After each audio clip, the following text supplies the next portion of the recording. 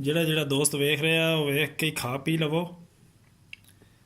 ਮੈਂ ਤੁਹਾਨੂੰ ਲੱਗਾ ਖਾਣ, ਇਹ ਮੈਨੂੰ ਬੜੀ ਲੱਗੀ ਜੇ ਭੁੱਖ।